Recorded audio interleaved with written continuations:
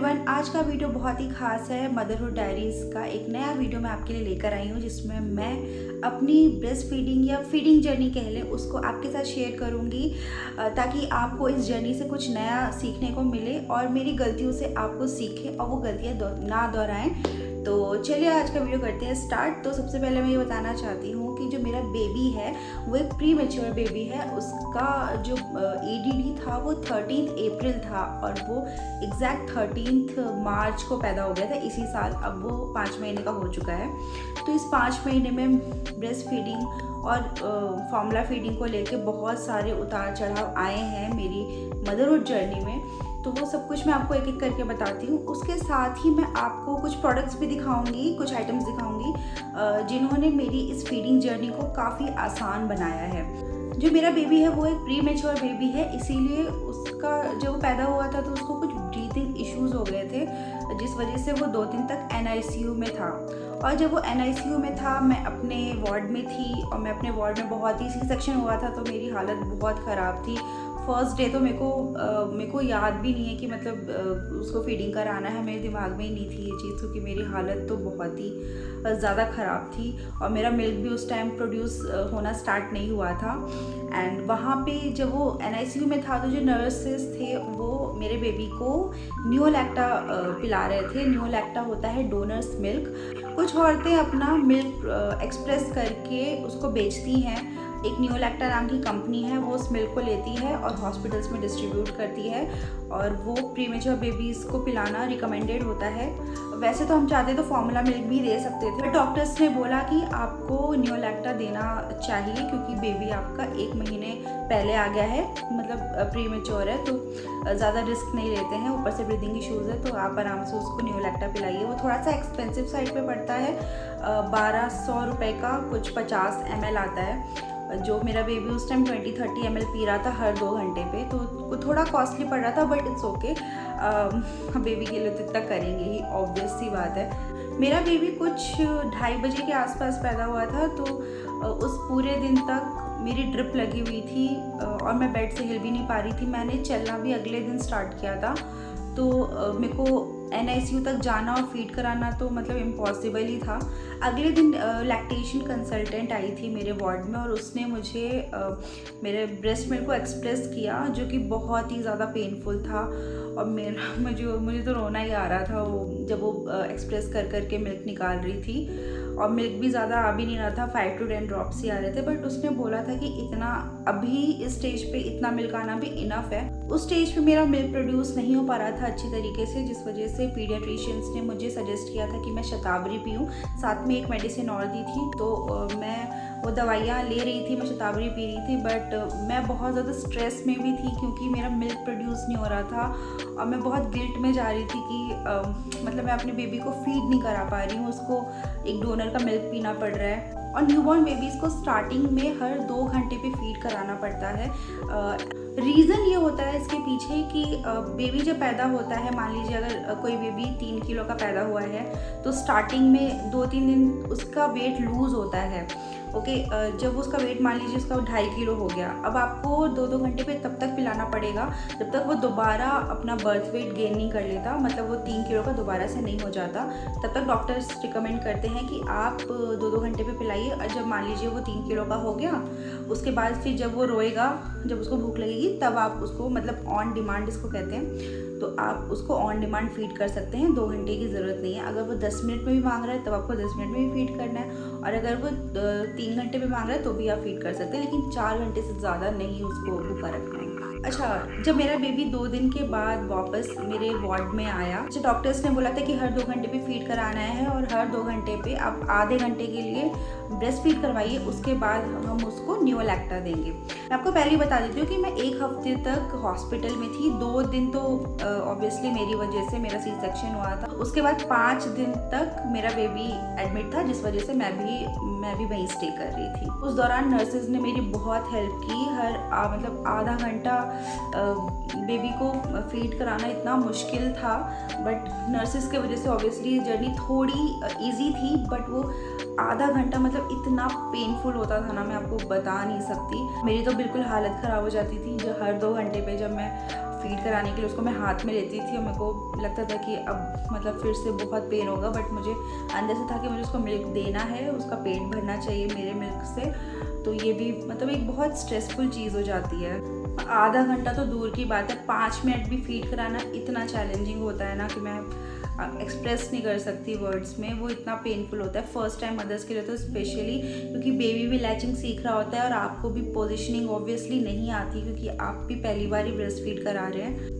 Breast feeding painful बिल्कुल भी नहीं होनी चाहिए। अगर पेनफुल है तो आप ये समझ लीजिए कि या तो आपके बेबी को लैचिंग नहीं आ रही है या फिर आप उसको गलत तरीके से फीड करवा रहे हैं। उसका पोजीशन डॉक्टर से सीखिए, नर्सेस से सीखिए, उसके बाद अपने बेबी को आप फीड कराएंगे तो थोड़ा आसान हो जाता है। बट उस टाइम मेरे को पोजीशनिंग नहीं आती थी, बेबी को लैचिंग भी नहीं आती थी, हम दोनों के लिए ये चीज़ नहीं थी। ऑब्वियसली बेबी को भी, क्योंकि वो ब्रेस्ट मिल्क नहीं पी पा रहा था मेरा और उसको न्यूलैक्टा ही पीना पड़ रहा था। तो ऑलरेडी मेरा सी सेक्शन हुआ था, ऊपर से मिल्क नहीं आ रहा था, तो मेरे को बहुत ज़्यादा टेंशन हो रही थी और मुझे उस टाइम किसी ने भी नहीं बताया था कि ये बहुत नॉर्मल होता है कि सी सेक्शन के बाद मिल्क आने में थोड़ा टाइम लग सकता है। किसी औरतों का तो 15-15 दिन भी मिल्क नहीं आता है, तो रिलैक्स होने की बहुत ज़्यादा ज़रूरत है। अगर मिल्क नहीं आ रहा है तो बिल्कुल भी टेंशन मत लीजिए। मैं अब अपने एक्सपीरियंस से आपको ये बता सकती हूँ कि अगर मिल्क नहीं आ रहा है आपको तो बिल्कुल भी टेंशन लेने की ज़रूरत नहीं है। आप आराम से बेबी को जो भी न्यूलैक्टा है, फॉर्मूला, जो भी आपके डॉक्टर आपको सजेस्ट करें आप वो दीजिए। आप खुद को रिलैक्स रखिए, अपना माइंड रिलैक्स रखिए और ज़रूर मिल्क आएगा। मेरे साथ भी यही हुआ, मैं बहुत स्ट्रेस में थी इसलिए कम आ रहा था, बट आ रहा था। अब मुझे थोड़ा सा फील होता है कि अगर मैंने उस टाइम इतनी टेंशन या स्ट्रेस उतना नहीं लिया होता तो मे बी बहुत अच्छे से मेरा मिल्क पहले ही आ जाता। बट अब वो टाइम गया। मैं नहीं चाहती कि आपके साथ ऐसा हो, इसीलिए आप ज़रूर इस बात का ध्यान रखें कि आपका जब भी ऑपरेशन, कोई भी किसी भी तरीके से आपकी डिलीवरी हुई, नॉर्मल या सी सेक्शन कुछ भी हो, आप बिल्कुल भी टेंशन मत लीजिएगा क्योंकि मिल्क आना ही है। स्ट्रेस लेके वो कम ही होगा, ज़्यादा नहीं होगा। आई नो स्ट्रेस तो होगा ही ना, क्योंकि बेबी को आप फीड नहीं करा पाओगे तो ऑब्वियसली एक मदर्स का गिल्ट हो जाता है अंदर से। तो मतलब टेंशन लेने की ज़रूरत नहीं, आप रिलैक्स रहिए, ज़रूर मिल्क आएगा। साथ ही लोगों ने मुझे उस टाइम बोलना स्टार्ट कर दिया था कि मिल्क नहीं आ रहा है, मिल्क नहीं आ रहा है। ये सुनने में बहुत आसान, मतलब बहुत सिंपल सा लगता है कि किसी ने किसी को कह दिया, न्यू मदर को, कि मिल्क नहीं आ रहा है। बट उस टाइम मुझे लगता है कि हम अपने सेंसेस में नहीं होते हैं। Postpartum depression is real thing और उस टाइम हम अपने सेंसेस में नहीं होते हैं और ये चीज़ इतनी बुरी लगती है ना दिल को कि अगर कोई आपसे कह रहे हैं कि मिल्क नहीं आ रहा है, मिल्क नहीं आ रहा है, तो मतलब बहुत दिल टूटता है ये सुन के, क्योंकि हमको लगता है कि हमें पता है ना ऑब्वियसली मिल्क नहीं आ रहा है। हम कोशिश कर रहे हैं, हम अपना जो भी मेडिसिन डॉक्टर्स ने दिया है वो हम ले रहे हैं, हम खुद चाहते हैं कि हमारा मिल्क आए, बट कोई कहता है कि आपका मिल्क नहीं आ रहा है, बच्चे का पेट नहीं भर रहा है, तो बहुत ही हर्टफुल चीज़ होती है। तो मैं फैमिली मेम्बर से ये रिक्वेस्ट करना चाहूँगी कि कोई भी आपके पास जो भी कोई औरत है जिसका बच्चा हुआ है, न्यू मदर है, उसको आप कभी भी इस चीज़ के लिए डिमोटिवेट मत कीजिए कि आपका मिल्क नहीं आ रहा है, ये सब मत बोलिए, क्योंकि उनको बुरा ऑब्वियसली लगेगा। क्योंकि एक तो ऑलरेडी गिल्ट में होते हैं कि मैं अपने बेबी को फीड नहीं करा पा रही हूँ, उसका पेट नहीं भर रहा है, वो परेशान हो रहा है बच्चा, और उसको टॉप फीड लेना पड़ रहा है या फिर डोनर्स का मिल्क लेना पड़ रहा है, जो कि एक मदर के लिए इतनी छोटी बात नहीं होती है। ये एक बहुत स्ट्रेसफुल चीज़ होती है। अगर आपसे कोई कहता है ये चीज़ रिपीटेडली तो ये काफ़ी स्ट्रेस होता है और स्ट्रेस बढ़ाता ही है ये। तो मैं ये कहूँगी कि जो भी आपके आसपास न्यू मदर है उसको सपोर्ट कीजिए, उसको समझाइए, उसको एक सही वे बताइए कि आप ये करेंगे तो आपके लिए अच्छा होगा। इस तरीके से आप उनको समझाइए, बट बार बार ये चीज़ रिपीट करना कि आपका मिल्क नहीं आ रहा है, तो इससे कुछ नहीं होगा, सिर्फ एक न्यू मदर को टेंशन होगी। And stress is the biggest killer of breast milk, ये हमेशा ध्यान रखिएगा। एंड अच्छा, डॉक्टर ने मुझे ये बोला था कि अगर आपका मिल्क अच्छे से बनना स्टार्ट नहीं हुआ है तो आप पंप करना स्टार्ट करिए।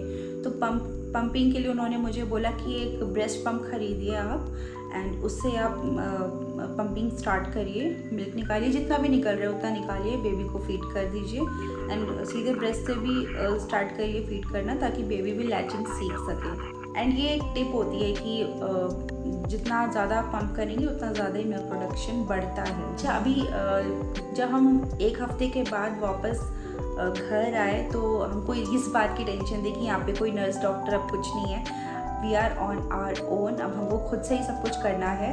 तो ये बहुत एक टेंशन हो रहा था कि अच्छा अभी पोजीशनिंग भी नहीं आती है ठीक से, अभी इसको कैसे फीड करेंगे बेबी को।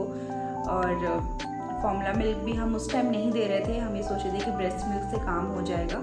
तो ब्रेस्ट मिल्क हमने बहुत ट्राई किया उसको देने का। मुझे क्योंकि पोजीशनिंग नहीं आती थी, बेबी लैच करना सीख गया था मेरा, बट मुझे पोजीशनिंग ठीक से नहीं हो पा रही थी। तो मेरे को इतना पेन होता था जब वो लैच करता था, मुझे बहुत पेन होता था। मैं आपको बता रही हूँ इतना ज़्यादा पेन हुआ था कि क्रैक्स पड़ गए थे, ब्लीड भी कर रहा था निप्पल। तो मतलब बहुत ही ख़राब सीन हो गया था उस टाइम पे, बहुत ही पेन होता था। जब भी उसको फीड कराने बैठो तो हमेशा मेरे को पेन होता था। और हमने उस टाइम फार्मूला इंट्रोड्यूस नहीं किया था अपने बेबी को। हालांकि डॉक्टर ने बोला था कि अब आप फार्मूला दे सकते हैं, बट हमने जितना इग्नोर कर सकते थे फार्मूला को हमने इग्नोर किया।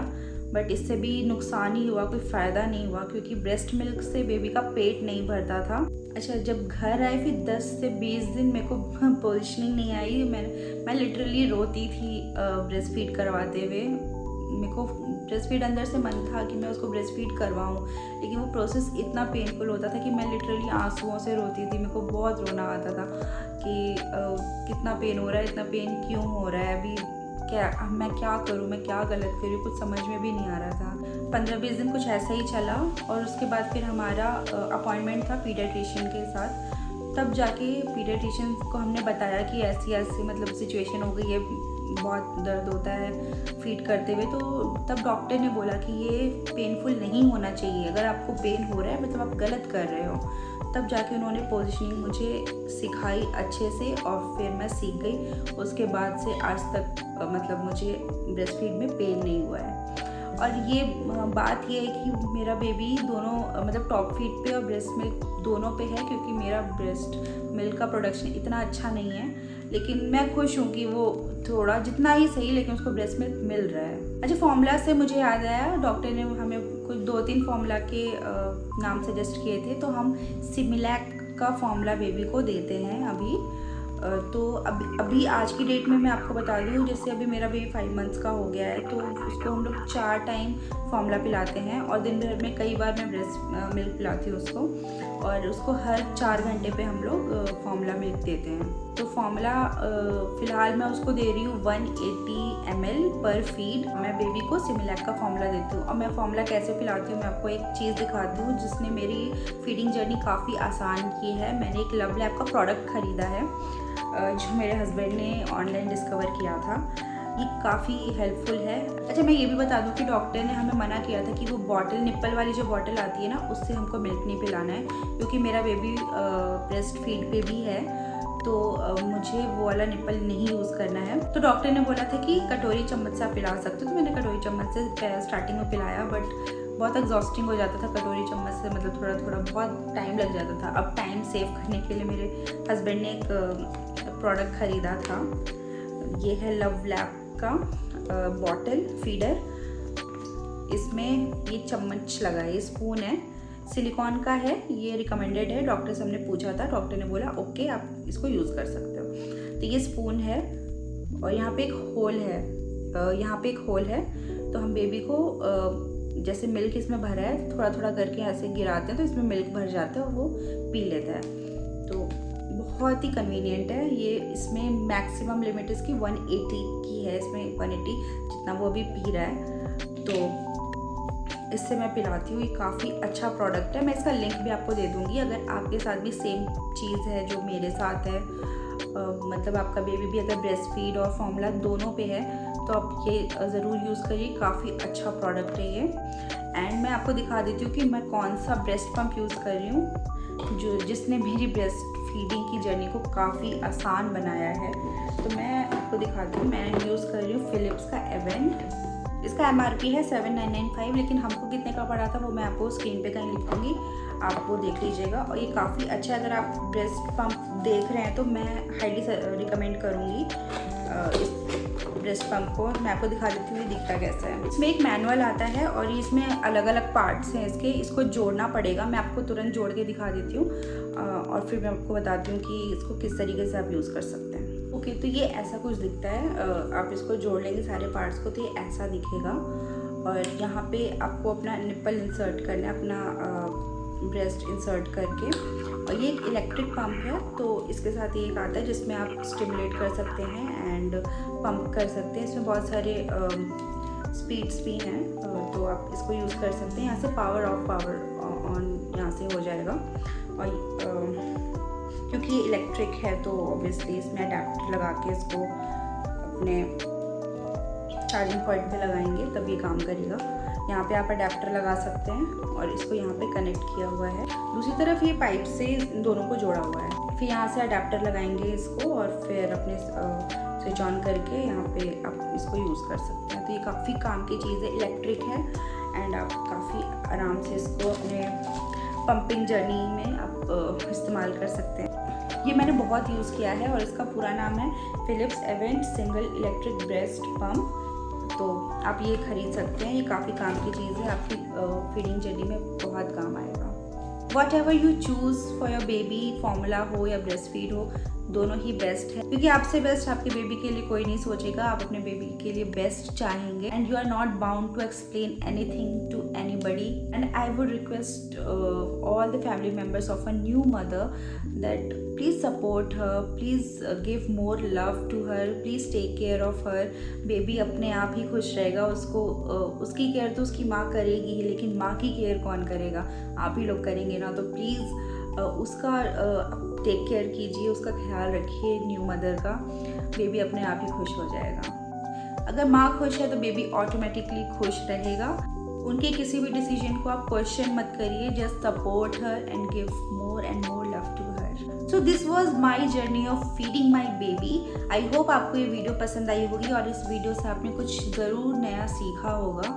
अगर आपको ये वीडियो पसंद आई है और अगर आपको ये वीडियो थोड़ी भी इन्फॉर्मेटिव लगी तो प्लीज़ इस वीडियो को लाइक कर दीजिए और मेरे चैनल को ज़रूर सब्सक्राइब कीजिएगा। इस टाइप के कंटेंट मैं आपके लिए और लेके आऊँगी। एंड मैंने पहले भी मदर डायरी से रिलेटेड बहुत सारे वीडियोस बनाए हैं, लाइक बेबी की क्लोथिंग ब्रांड्स कौन से होने चाहिए, न्यूबॉर्न के एसेंशियल्स क्या होते हैं, हॉस्पिटल बैग मदर का एंड बेबी का, इस तरीके के बहुत मैंने वीडियोस बनाए हैं और मैं आगे और बनाती रहूँगी। तो प्लीज़ सब्सक्राइब कर लीजिए ताकि आपके पास ये वीडियोस आ जाएं रियल टाइम में।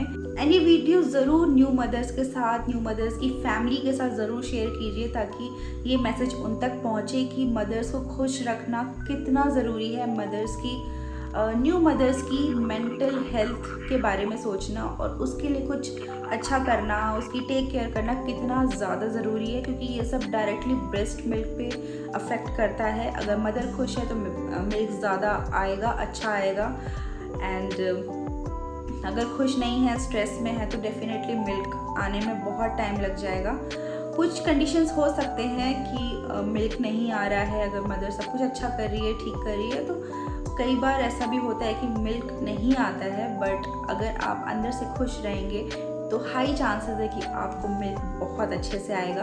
एंड इसमें सबसे बड़ी जिम्मेदारी होती है फैमिली मेम्बर्स की कि वो न्यू मदर्स को स्ट्रेस ना दें, बहुत आराम से उसका टेक केयर करें, उसको रेस्ट करने का मौका दें। तो बस that's it for this video guys. Please like, share and comment on this video and thank you very much ये वीडियो एंड तक देखने के लिए।